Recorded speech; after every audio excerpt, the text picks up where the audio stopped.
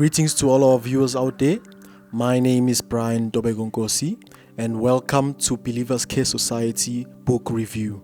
Alright, so today I'll be interviewing these two individuals over here about the books they have read and what they've picked up in those books. You mind introducing yourself, ma'am? Greetings everyone, sitting in front of you is Nokuthula Yulisa Mncube from Computer Skills Classes in Denver, and I chose The Purpose-Driven Life, and the author of the book is Rick Warren. Alright, so that's great. What is your opinion about the book you've read though?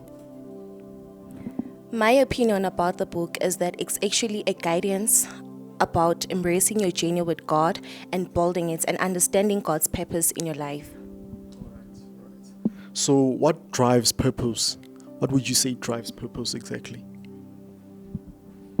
What drives purpose is understanding God's purpose in your life. Not only do you then discover God's purpose in your life, but you discover your identity as well. That is very powerful. Wow. So does this book actually inspire you? Would you say it inspires you in any way? Yes, the book does inspires me, hence I said it is a guidance. Okay. Would you recommend the book to your friends? Why and why not? I would definitely recommend this book, more especially to my unsaved family members and friends, because it guides you in understanding that you were designed on this earth for God's purpose and not your purpose, and that we should understand that our personal purposes are far greater than our own personal fulfillments. Thank you. Wow, that is fantastic. Wow, I really love that. So, ma'am, do you also mind introducing yourself and tell us about the book that you have read? Greetings everyone, my name is Kate Masikwameng. I'm doing office skills in Tarfontein. I'm reading The Purpose-Driven Life by Rick Warren, and then it teaches us from a Christian perspective of how the purpose of life is driven. Okay. All right. So what are your opinions about the book exactly?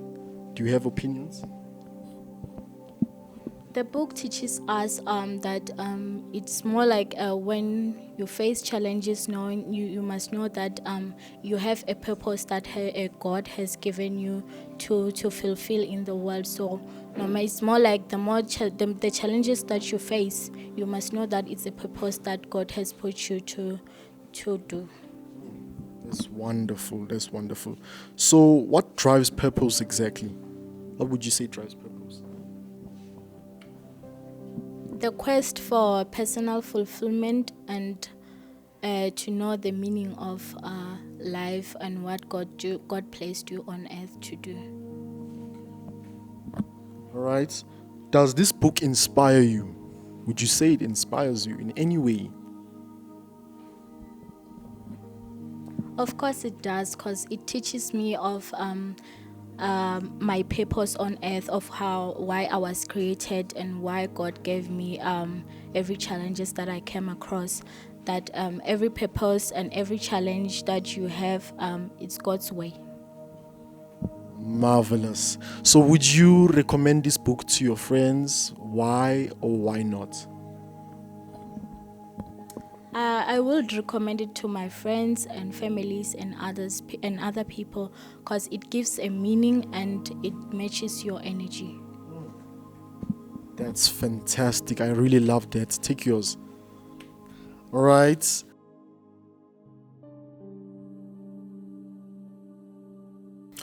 Okay, we're back again with another pair of gentlemen. You mind introducing yourselves, my good sirs? Thank you for having us, sir. My name is Kosnatsu Madlala. I'm from the Believers Care Society from Loli. And I chose the book, The Power of Your Mind, because it's a great inspiration to any individual, any different type of age group. They can love it. That's fantastic. And you? Thank you for having me. My name is Henry Andilekekana. I'm from the Denver branch, and my current course is computer technician, with my facilitator being Mem Tembelihle Sangweni. I chose The Power of Your Mind because it is a book that teaches one to understand the thought process of their mind and use that train of thought to push themselves into a deeper plane and use that to determine the success of their life. Oh, that's good. That's good. Can you explain what the author meant when he said you're a reflection of your thoughts, my good sir? What the author meant is your thoughts are you. You're in reflection of your thoughts, because every single last decision or choice you might take today might have a great impact in the future. That's really powerful. What is meditation, my good sir? Meditation is not something you can just wake up and say, I'm gonna do, right? But it is a state of being in a deeper conscience. But that conscience is not just in the mind, but it is also within the body, right? Because in order for you to meditate, you need to have something, or you need to have a goal that you align yourself with. Think of that goal analytically, critically, whatever depth you can, and speak it to yourself. After you've spoken it to yourself, make sure that your body enables it, right? But your body also swallows that goal, so that whenever you wake up in the morning, you are a walking embodiment of what it is that you want. That's a deeper state of meditation. That is wonderful. Why do you think God tells us not to fear? It is important, as people who have chosen to walk in faith, to not fear, because when other people who do not follow in faith look at you as a person who declares to the world that I am a Christian and I follow in God, but yet whenever something happens, you fear, you panic, you lose your sight of God, you push those people away, right? Because to them, you are showing them that the person that you serve is not as great as you claim, right? And so it is important for one not to fear, because when you fear, you lose your train of thought, you lose your conscience, you become rash, and in becoming rash, you do things you're not supposed to do, right? But whatever circumstance and situation you face, it is important to put God first. God comes first, and after you have brought him into that situation, it'll be easier to work around it and to overcome it, right? God is greater than the challenge you face. That's really, really, really true, and very insightful too. How do thoughts affect things around you? Thoughts are everything, actually. Thoughts can affect every single last thing, because thoughts are your decisions, your choice, even you. So if you know what you need today and you know what you want, you might achieve it. If you say you can't, you won't achieve it. It's really, really great. How do I change the way I think? Changing the way you think, there are simple steps to it, but the journey is difficult. In whatever that you do, when it comes to your thoughts, you need to wake up with a positive attitude. As he said before, and I'd like to concur on his point, thoughts are everything, right? You can't just wake up today with negativity in your mind and expect positivity from the world, right? You wake up and you are grateful for the blessings you have, blessing of life, blessing to see, blessing to speak, blessing to think, right? Those are all blessings. And if you see the positivity in those blessings, you are able to attract more blessings from the outside life. Yeah. Basically, we are able to attract everything that we are currently. Yeah. Okay. How do I change my thoughts? The way I think, basically. Changing your mind to a positive mind is not that simple, indeed. But one thing we can tell you is by knowing and believing in the word of God. Seek the word, live the word, and believe in the word. Wow, that's really great. Thank you very much.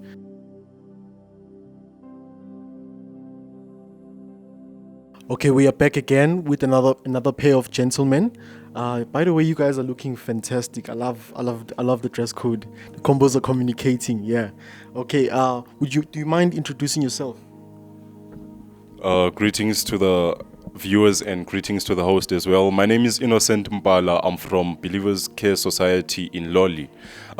Today I'm going to be representing the book, The 7 Habits of Highly Effective People by Stephen R. Covey. Okay, that's good. How about you, my good sir?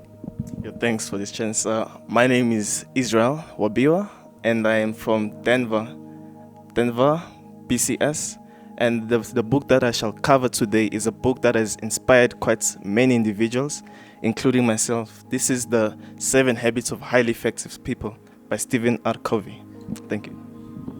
All All right. What is the author's definition of highly effective people, according to your understanding? Well, according to my understanding, the author's definition of highly effective people are people who can basically balance between their work life and their personal life. Oh, that's great. So, would you say you're a highly effective person? Well, truly, honestly speaking, I'm not yet a highly effective person. I found that out through reading the book and really understanding what highly effective people are. But I can assure you that I'm not yet a highly effective person, but I am going. I love that. What is a habit? Mention one bad habit and how to get rid of it. What is a habit? That's a good question. A habit. Most of us, we do habits, yet we do not know what is a habit. Now, what is a habit? A habit, it's things that you do on a daily basis, things that you've been repeating since your childhood, since your youth. These are things that you can do, and you're not conscious that you're actually doing them. Thank you. That is very profound. Out of the habits mentioned, which would you consider as an important habit for your life, my good sir? Truly speaking, I have 3 of my favorite habits from the book, but for this question, I will choose only one. The first, it is actually the first habit, that's why it comes as number 1 on my list. The first habit is being proactive. So while reading this book, I've discovered that there are 2 types of people. There is proactive people and reactive people. So reactive people are people that are affected by their environment and circumstances. This effect causes them to fail and not be able to focus on the main goal, and cause them to suffer and remain in that situation because they are affected, right? Now, proactive people, on the other hand, they choose to focus on what they can change rather than on what they cannot change. For example, Stefan really speaks about 2 people who were working. So there was this guy who was working in this job, and where he was working, the pay wasn't really good at all. So instead of complaining and remaining in the company, he chose to go and get a higher skill, improve his skill where he can. And then from that, he moved into another company, which actually gave him the pay that he wanted. So the moral of the story is, on things that you can change, work on that. That was very insightful, my good sir. I really love that. What do you think is the main purpose of this book, though? Well, the main purpose of this book is empowering people in their lives and careers to be truly successful in their lives and careers. That is the main aspect of this book.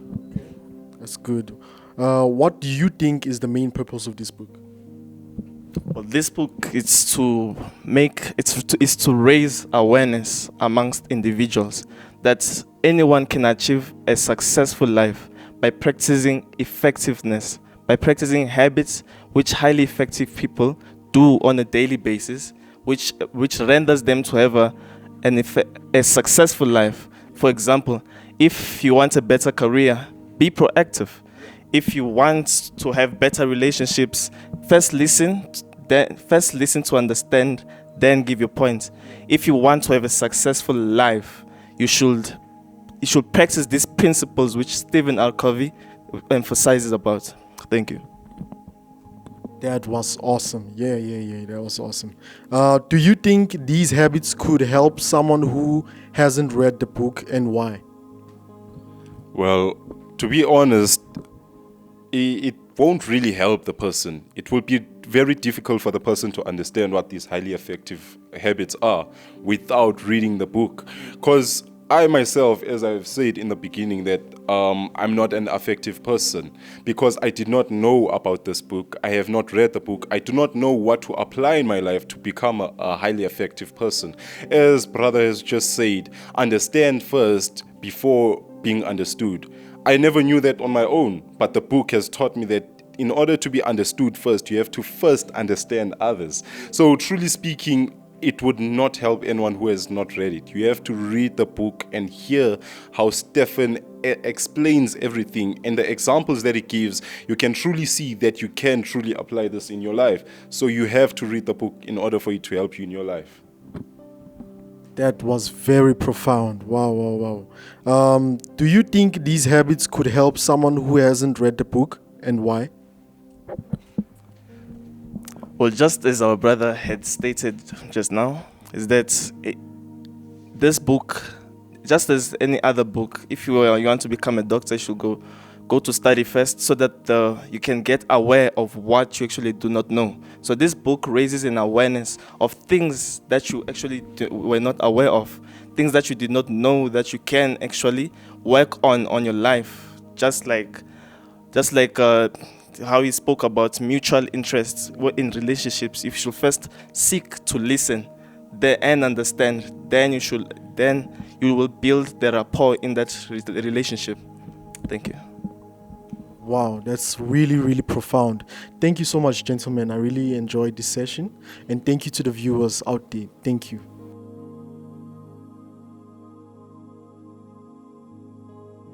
We are back again, and I'm with another individual. So, ma'am, do you mind introducing yourself to the viewers? Good morning, everyone. I go by the name of Dimakatso Ramila. Today, I'll be representing to you the Book of Acts. All right. So, please tell us about the book you actually chose. Tell us about it. Go deeper. The Book of Acts is an important book in the New Testament. It basically describes about the early days of Christianity. And for those who don't know, the book of Acts is in the Bible. All right. After reading this book, what lesson have you grasped exactly? It is important for you to pray before you make any other decision. Okay. What is the role of a believer among friends and family? To pray. So, I think it's best to pray and then you spread the gospel amongst everyone around you. All right. What happens to the disciples in the book of Acts exactly? They were empowered to spread the gospel, the Holy Spirit, and the good news into the kingdom. Okay. How can you use this book to change your life? Prayer is the only way, so it's good to invite the Holy Spirit amongst your life. All right. What is the lesson you get from the way Jesus lived his life, basically? Basically, I would say don't be selfish and don't want to be seen. Don't be selfish. Yes. All right. Thank you so much.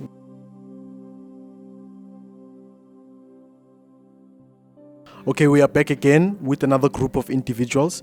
You guys, do you mind introducing yourselves? Sanbonani, my name is Simpiwe Khumalo, all the way from BCS Loli. The book we chose is Rich Dad, Poor Dad. All right. Do you mind introducing yourself as well? I go by the name of Kilebogile Powe, and because ke etsang ke office admin, ke kena ko Chafontein. And what about you, my good sir?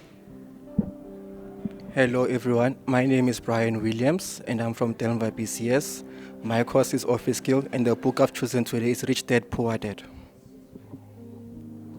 All right, fantastic. Okay, please tell us about the book you have chosen.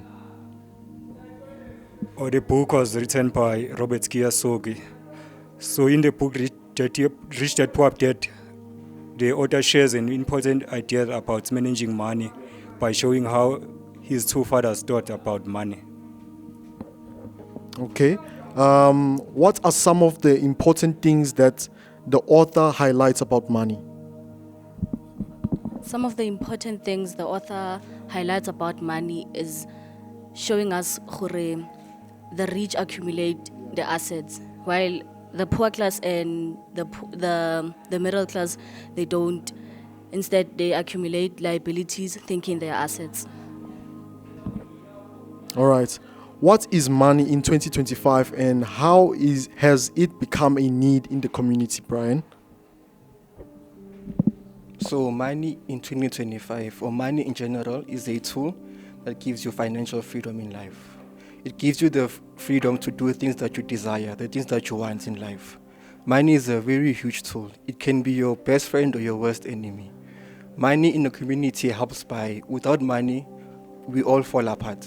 Money is a need in the community. It feeds people, it feeds kids, it puts our children into schools. It helps us to have clinics, it builds rehabs, it helps the community become a better place for everyone in general. That was very insightful. Thank you, Brian. Do you think being rich or poor is a state of mind or being? I definitely feel like it's a state of mind. Reason being, when you have rich, thoughtful thoughts, they help you generate wealth. Unlike having negative thoughts, you don't get to generate wealth. So positivity equals to positivity. Yeah. That's really great. Okay, does the book take sides on the matter or fairly explains the subject very well? So when it comes to that question, Robert does try to balance things out. However, I believe that he lacks the enough financial evidence to provide of how did he accumulate his wealth. So in my final conclusion of the book is that Robert gives you a simple basic idea of how money works and how money is important for you as a person. To treat money as if it's your employee. Do not have emotions when it comes to money. Instead, make money to be your employee, to work for you 24/7. Even while you are sleeping, make it work for you in some way. With those kind of positive thoughts and ideas, you will accumulate wealth in the long run.